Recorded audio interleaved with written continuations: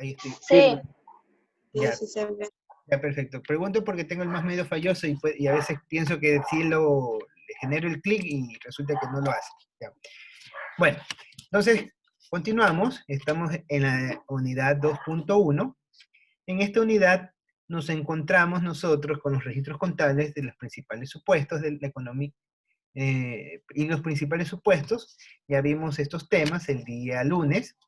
Hoy nos vamos a concentrar a estudiar lo que es la economía cerrada y privada. Y para la próxima sesión vamos a trabajar acerca de los productos de bienes de consumo, producción e inventarios. ¿Cuál es el objetivo de esta sesión? Analizar la determinación de la producción de los bienes en una economía cerrada y privada. Ya vimos estos principios. Dígame. Disculpe, una consulta, es que estaba revisando eso de los grupos y a mí me sale que estoy en dos grupos, en el grupo de parte 4 y en el grupo de parte 5. ¿En cuál mismo estaría entonces? Ah, ya, entonces se me ha duplicado, ya lo pudiste ver. A ver, déjame. A mí también me pasó eso, mister. A mí también me sale eso. Entonces, a ver, ya voy a ver. Espérenme un segundito. Voy a cerrar esto para tener más espectros de visión. A ver, voy a revisar. Entonces, ¿qué apellido es? Voy a ver los miembros. En el grupo, en la parte 4 y parte 5, creo que estamos duplicados algunos. A ver, aquí tengo 7 miembros. ¿Qué apellido eres tú? Dime el apellido de Silva. Silva. Silva. Silva Espín, tú estás en el grupo 5. Ah, ya. Y Vargas. Gracias. Ah, ya, sí, espera, ya, ahorita. Entonces acá está. Febrilli Santos estaba haciendo el proceso de anulación de matrícula. Lo que pasa es que todavía me sigue apareciendo. Y mientras ya, listo. esté en el sistema yo no lo puedo excluir porque estaría haciendo mal. Ya, mister.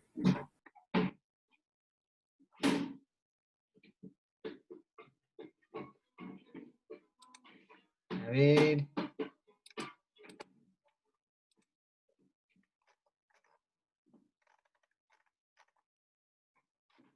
A ver, vamos a ver.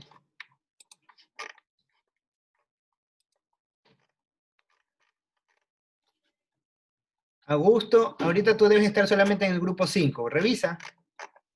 Y lo mismo Silvia. O Silva, perdón, Melanie. Verifiquen.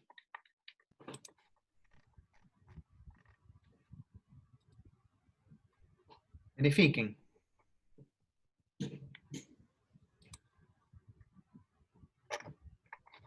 Sí, mister, ya estoy en el grupo 5. Ahí está. Sí, ya está, mister, gracias. Gracias. Se habían copiado 2 veces. Pero ya está solucionado. Eliminar de la clase. Ya. Entonces tenemos 1, 2, 3, 4, 5 y 6. Ya. Bueno, ya están ustedes identificados en las asignaciones. Ya está más claro el panorama. Entonces, no se descuiden con las tareas. Recuerden que eso tiene un peso también, ¿no? Ya, vamos a continuar entonces con la clase. Cierro. Hasta el PowerPoint. Mister, Dígame. hay compañeras que dicen que lo acepte, por favor. No tengo nadie en cola. No tengo nadie en cola. Ahorita no tengo nadie en cola. Tengo 27 participantes. Tengo 27 participantes. Que verifiquen el código. Puede que de repente, por error, hayan puesto un código diferente. Ejemplo, yo, profesor, estaba esperando el código del lunes. ¿Ya? ¿A usted ha ingresado con el código del lunes? Sí, estaba esperando que me admiten, no me admitió. No, pues estamos el día miércoles. Y así suele pasar. Bueno, vamos a continuar. Habíamos visto nosotros los registros en la primera sección, lo que es registros contables y los principales supuestos. Conversábamos que en estos registros se manejan tácitamente los mismos principios de la contabilidad privada, pero con algunas adiciones especiales. Teníamos que se trabaja lo que es la partida doble, y además de la partida doble, veíamos lo que es la partida cuádruple. En esta partida cuádruple, ¿por qué se daba? Porque los recursos se registran 2 veces, porque se lo registran uno cuando es uso y otro cuando es un derecho del uso o consumo del recurso como tal. Entonces nosotros veíamos esto, de ahí conversábamos un poquito el detalle de estos casos, veíamos el ejemplo de que si la empresa eléctrica le facturaba la energía eléctrica a un municipio, ahí conversábamos cómo quedaban este tipo de transacciones. Veíamos también un pequeño ejemplo de una contabilización de un bien intermedio, y comenzamos a hablar también de lo que es el registro al momento del registro como tal. Al momento del registro como tal. Después veíamos el principio de valoración. En este principio de valoración nosotros exponíamos que la valoración se lo hace al precio básico, o al precio del productor, o al precio del comprador. Porque los eventos intermedios, como lo que son impuestos, márgenes u otros recursos que entran a las arcas fiscales, son registrados por otros conceptos. Entonces, y esto también nos permite para diferenciar de los bienes intermedios con los bienes finales. Eso conversábamos también un poco. Hablábamos de la frontera de producción del sistema de cuentas nacionales. En estas cuentas nosotros veíamos que prácticamente corresponden a toda la parte productiva de las empresas. Veíamos también quién no está incluido. Luego este bosquejo lo graficábamos, la frontera del sistema de cuentas. Mister, Dígame. dice una compañera que se le puede aceptar. Ya, ahorita sí tengo 2 personas que están en cola. Está Gracias. Fernando y está Lisbeth. Ya, ahorita sí está. Ya. Entonces ahí está. Ya listo, gracias. Entonces, como íbamos conversando, teníamos la clasificación de las actividades, todo lo que nosotros habíamos conversado en literatura, esta parte de aquí. Aquí la estamos viendo resumida en un pequeño cuadro, donde tenemos las fronteras del sistema de producción de las cuentas nacionales, las que se encuentran dentro de la frontera de producción y las que se encuentran fuera. Habíamos mencionado que las que están fuera de las fronteras no sirven para el cálculo del PIB, mientras que las que se encuentran dentro del sistema de producción sí van a considerarse. Ahí veíamos aquellas que se registran dentro del mercado y las que no se registran fuera de los mercados, como los casos de ganadería, agricultura, minería, textiles o temas relacionados. Esto conversábamos la clase anterior. También veíamos dentro del sistema de cuentas que las que corresponden a términos corrientes de acumulación y balances son las que están relacionadas directamente con los sectores institucionales, gubernamentales. Conversamos un poco de esto, y de ahí veíamos cómo se ve reflejado el detalle de la cuenta para lo que son bienes y servicios. Tenemos una gama más amplia, no nos metimos al detalle general, porque no estamos estudiando contabilidad gubernamental, pero sí estamos un poco familiarizándonos con las definiciones y conceptos y procedimientos que están involucrados en las cuentas nacionales, ya que estos son los principios para entender lo que es la macroeconomía. Más adelante, cuando nosotros ya nos metamos a estudiar lo que son definiciones, por ejemplo, las curvas ISLM, los modelos macroeconómicos, teorías específicas del capital, entonces, para un poquito entender las dimensiones de cómo se manejan los distintos recursos, como es la tasa de desempleo, la tasa de la masa monetaria, la inflación, cómo estos eventos se interrelacionan entre sí. Si manejamos un buen concepto de las cuentas nacionales, se nos va a hacer mucho más sencillo poder asimilar estas nuevas definiciones. Y terminamos en esta parte en donde mencionábamos la igualdad de los precios de la oferta igual a la demanda, que esto no es nada más que el PIB. ¿Ya? Hasta allí nosotros veíamos la clase pasada, entonces ya hoy día vamos a comenzar a ver lo que es la economía privada. Y un poco, ¿qué es la economía privada? Ya hemos conversado un poco de lo que es la economía privada. Entonces, a ver, ay, perdón. A ver, ayúdeme con la lectura.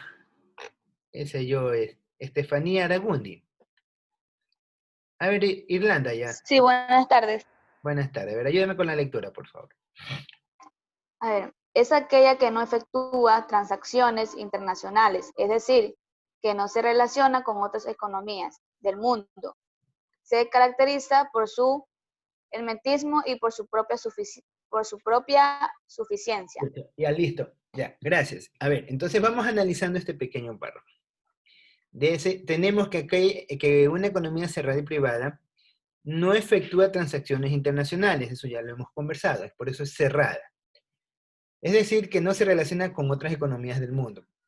Y se caracteriza por su hermetismo. Cuando estamos hablando del término hermetismo, estamos diciendo es como que nosotros estamos en la casa, ¿no?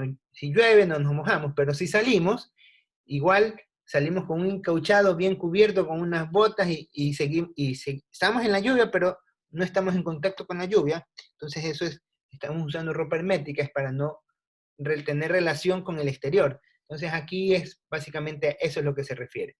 Estamos hablando de una economía que es hermética, es decir, solamente se relaciona con los bienes que produce y por lo tanto es autosuficiente, es decir, produce la cantidad de energía que necesita para poder subsistir, la cantidad de alimentos que necesitan sus habitantes, producen la cantidad de bienes y servicios necesarios para cubrir las necesidades internas en una economía privada. Hay un ejemplo que se acostumbra a enseñar bastante cuando se estudia macroeconomía, se llama el ejemplo de Robinson Crusoe, que Robinson Crusoe es un aventurero que sale a explorar y por cuestiones de la vida termina varado en una isla. Entonces, este es el ejemplo más típico que se ve en una economía privada, en una economía cerrada. Resulta que Robinson Crusoe es el único que vive en la isla, y en la isla no hay nada más que una palmera con coco. Entonces, él necesita del coco para alimentarse, y tiene que ser autosuficiente porque no tiene cómo relacionarse con nadie. Está aislado en el mundo, tiene todo el océano de frontera y no tiene cómo conectarse con nadie. Entonces, él tiene que generar suficientes recursos para poder subsistir, en este caso de la palmera, y asimismo debe de proveerle a la palmera los suficientes recursos para que ésta le siga proporcionando cocos y no morirse de hambre, al menos comiendo cocos. Entonces, eso es un ejemplo común que se ve en macroeconomía, cuando recién se empieza a estudiar los modelos macroeconómicos, lo que es una economía cerrada y privada. Un poco les comento la historia de Robinson Crusoe, que es de donde nace la definición de una economía privada. Entonces, ahora sí, ayúdenme con la lectura del otro párrafo. A ver, Isabel Novoa. Ayúdame con la lectura, por favor. El segundo párrafo. Es una economía cerrada, no se realizan ni importaciones ni exportaciones. Todo lo que se consume debe ser producido internamente. Tampoco existen inversiones extranjeras ni empresas internacionales, ya que estas no pueden coordinar sus actividades con otras empresas fuera del país. Listo. Entonces aquí vemos que es como en el caso que les mencionaba primero, en el caso de Cuba. Cuba se podría decir que tiene con América una especie de economía cerrada, una especie de economía privada, pero no es porque lo quiera hacer, sino es porque se ha visto obligada por una sanción económica que en algún momento en la historia obtuvo. Si ustedes quieren ir a Cuba, podrían hacerlo, pero van a encontrar con algunas condiciones específicas que le dicen. Por ejemplo, si tienen tarjeta de crédito, van a darse cuenta, si viajan alguna vez a Cuba, de que allá en Cuba la tarjeta de crédito no les va a servir. no utilizan la tarjeta Mastercard más que todo, porque dicen esta tarjeta es americana. Si ustedes llevan dólares, no se los van a recibir, o si se los reciben, no les van a pagar muy poco por esos dólares. Allá prefieren manejarse con euros, porque no tienen con quién intercambiar. Si ustedes quieren vender un producto, a exportar un producto de Ecuador a Cuba, van a tener dificultades porque no van a encontrar algún banco que tenga algún nexo o transacciones con la banca norteamericana que esté dispuesto a mover transacciones desde Ecuador hacia Cuba o viceversa. Entonces, como tiene ese bloqueo, ellos viven una especie de economía cerrada. Aquí entró Emily Delgado. ¿Ya? Entonces, eso es lo que corresponde, ¿no? Entonces, no puede realizar ni importaciones ni exportaciones, por más que quiera. Si ustedes se van a Cuba alguna vez y quieren tomarse una Coca-Cola, la podrán conseguir en el mercado negro. Y si la consiguen, va a ser por 10 veces el valor de lo que normalmente cuesta. O sea, ustedes si algún rato viajan para allá, van a ver un sinnúmero de cosas que se desborda del concepto natural, de que hemos estado acostumbrados a ver. ¡Se le mueve! A ver, vamos a silenciar que están que se pelean por ahí. Bueno, tampoco existen inversiones extranjeras, es decir, nadie puede entrar ni salir a estos lugares, por lo que no pueden, o sea, está limitado. Está limitado. Algo nosotros, en cierta manera, experimentamos esto con este pequeño efecto de este COVID-19. Ustedes estaban en sus hogares, dentro de sus hogares, y por más que querían salir, no podían salir. Y si salían, lo primero que iban a encontrar es que corrían el riesgo de que pasen por ahí algún patrullero y los retenga y los vuelvan a sus casas y les claven una multa, por último hasta los lleven presos. Entonces se encontraban con un sistema cerrado completamente. Entonces algo ustedes ya tienen un pequeño conocimiento experimental de lo que constituye una economía cerrada o una economía privada. Ya vimos también y hemos conversado un poco acerca de los flujos que manejan este tipo de economía. Ya vimos específicamente el flujo simple. Ya sabemos que los agentes económicos que se manejan son las familias y las empresas. Aquí inclusive no participa el gobierno. Ya el gobierno de alguna manera tiene mayor interacción, pero también puede darse el caso de que esté el gobierno dentro de una economía cerrada. ¿Cuáles van a ser las implicaciones que lleva esto? ¿A qué nos referimos con las implicaciones? Cuando estamos hablando de las implicaciones, nos referimos a las consecuencias, o sea, ¿qué es lo que va a ocurrir? Como nosotros tenemos que no podemos compartir con nadie de otro país, no podemos compartir ningún intercambio de bienes y servicios con otra nación, entonces no existen los flujos externos de transacciones, no existe movimiento de capital. Simplemente todo queda dentro de la misma economía. Dado esto, y lo que ya hemos conversado, vamos a tener que el consumo privado es todo lo que consumen los hogares, más la inversión interna, que es lo que invierte las empresas, no la inversión del gobierno, ojo, más el gasto público. Ya sabemos que el gasto es cuando destina para producción. Entonces, la suma de estos tres elementos nos va a dar como resultado el Producto Interno Bruto, que también se lo conoce como el Producto Nacional Bruto. Todo esto indica que lo que se consume tanto por los agentes privados como el gobierno, junto con los recursos que se destinan a la inversión, vienen de la producción interna. Es decir, que todo se produce en la economía y todo se genera ahí mismo y todo queda dentro de la misma economía. Todo se vuelve autosuficiente.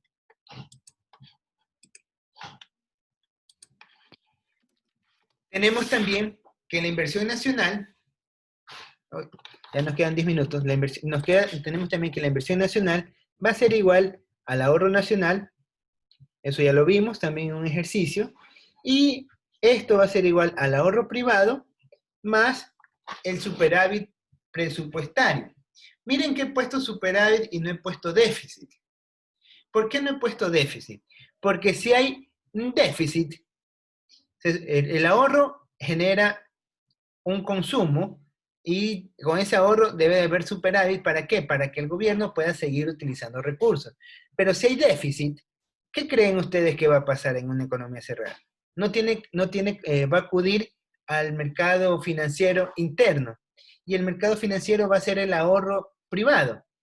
De repente obtendrá, pero va a llegar un momento en que si sigue acumulando los déficits de presupuestarios, el ahorro privado se va a extinguir y ya no va a tener cómo consumir, no va a tener cómo generar recursos el gobierno, por lo tanto, va a ser insostenible una acumulación de déficit dentro de una economía cerrada. Entonces, ¿por qué? Porque no existe la posibilidad de manejarse con lo que son créditos. Y recuerden que el sistema financiero, cuando hace el rol de intercambiador de los recursos financieros de una nación con otra y dentro de una economía con otra. Así también podemos ver que la inversión debe ser financiada con recursos internos, ya sean privados o públicos. Es obvio, pues, ¿no? Si nosotros estamos en una economía en donde solamente tenemos lo que disponemos, todo lo que se va a adquirir va a ser financiado con los recursos propios. Eso es lo que se refiere dentro de las implicaciones. De ahí tenemos, ¿cuál es la ventaja que tiene este pequeño modelito? Bueno, en sí ventajas, podemos ver que no hay una. Quizás ahí por rescatar, se puede mencionar que es una protección a los productores internos.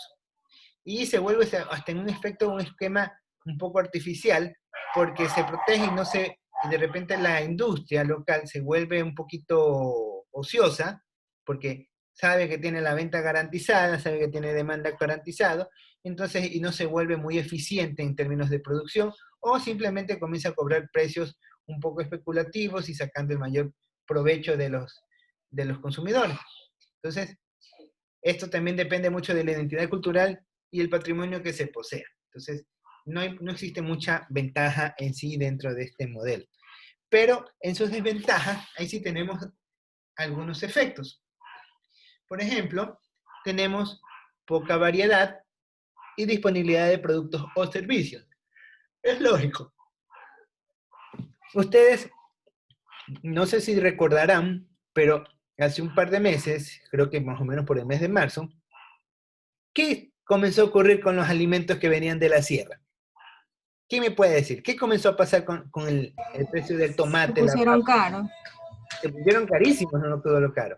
Una cubeta de huevo, un huevo, ¿cuánto costaba normalmente antes de la pandemia? 10 15 centavos. centavos.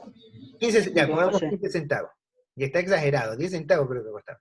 ¿Y ahorita cuánto está un huevo? Ahorita. 15. 15, ¿no ha subido? 15 o 20 la estaban vendiendo. 20. O sea, sí subió, pero ahorita ya está un poco... Sí, como 25 centavos. En el mes de marzo, ¿en cuánto llegó lo máximo que llegó a costar un huevo? 25, 30 centavos. 25 hasta 30 centavos, ¿no? Miren cómo se duplicó el precio. ¿Por qué? Porque había muy poca disponibilidad.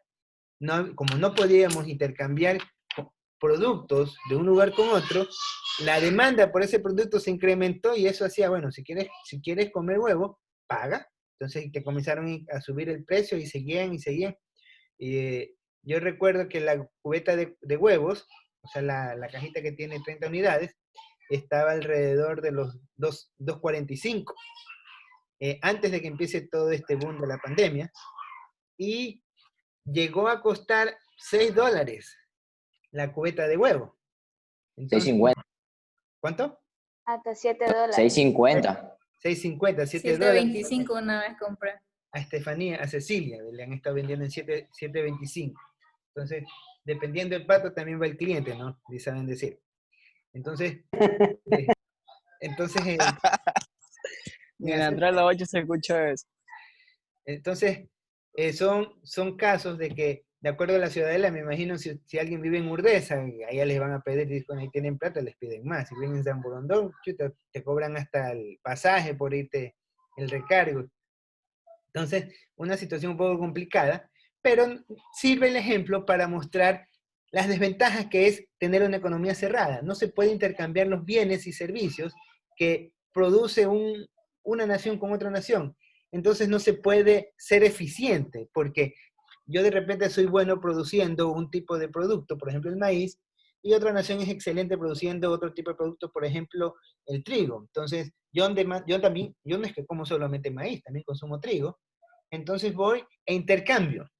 Entonces con esos términos de intercambio yo puedo acceder al trigo, que para mí es escaso, y el otro puede acceder al maíz, que para él es escaso. Y así todos tenemos ventajas comparativas. Bueno, eso ustedes algo debieron haber conversado en materias previas, no me voy a meter al detalle de eso, pero ya algo se han conversado en lo que son los precios relativos del señor Ricardo. ¿Ya? Entonces, continuamos. Otra de las desventajas es que no existe acceso a la variedad de producción internacional que existe en el mercado, que existe en el mundo, la que perfectamente podría complementar o mejorar la oferta local. Entonces, es obvio, ustedes pueden ver que en la actualidad, y ahorita estamos en semáforo amarillo, pero ese semáforo amarillo parece que fuera semáforo verde, porque se transita, yo veo hasta las 10 de la noche transitando a la gente, veo movimientos, los fines de semana siguen circulando vehículos, bueno, aparentemente está restringida la circulación, pero bueno, esos son temas ya triviales que no vienen dentro de la parte de la clase. Entonces, ya nos faltan 3 minutos, nos vamos a quedar hasta allí, continuamos en el receso, nos conectamos inmediatamente para terminar la siguiente sesión pronto. Estoy grabando, el archivo lo termino de grabar apenas terminamos, y cuando ya tenga listo, ya terminamos lo que vamos a trabajar el día de hoy, y voy a ayudarles con otros temas que les puede servir de guía para la lección. Entonces ahí vamos a hacer también una sección de preguntas para que los que tengan poca participación también puedan recuperarse. ¿Sí? Entonces, se acaba la sesión y nos conectamos inmediatamente. ¿Sí? Ya nos quedan creo que 2 minutos. Hasta eso, ¿alguna pregunta de lo que hemos visto hasta ahorita? Miren que hemos visto bastantitas cosas, ¿no? Ya estamos en la segunda unidad, y lo que estamos viendo ahorita, esto ya es tema del segundo parcial. Y ya estamos creo que a pocas semanas de la semana de exámenes. Todavía no hay la disposición de que sean las clases en físico. Seguimos en el tema virtual hasta que las autoridades dispongan otra situación. Y no hay forma de que, aunque sean el segundo parcial, las finales ya sean presenciales. Presencial. No sabría decir, si fuera por mí, la verdad, yo no hubiera declarado tanta cuarentena, pero ya han declarado cuarentena, respeto. Pero ya ahí nos tenemos que acatar las órdenes de las autoridades, porque por algo existe la autoridad. Y nosotros elegimos, a bien o a mal, se eligen popularmente las autoridades, y las que están son las que toman las decisiones, y hay que cumplir. Porque si no caemos en desacato, y el desacato trae consecuencias. Y eso ya son temas de política. Y bueno, entonces nos vemos, se acaba la sesión y nos volvemos a conectar.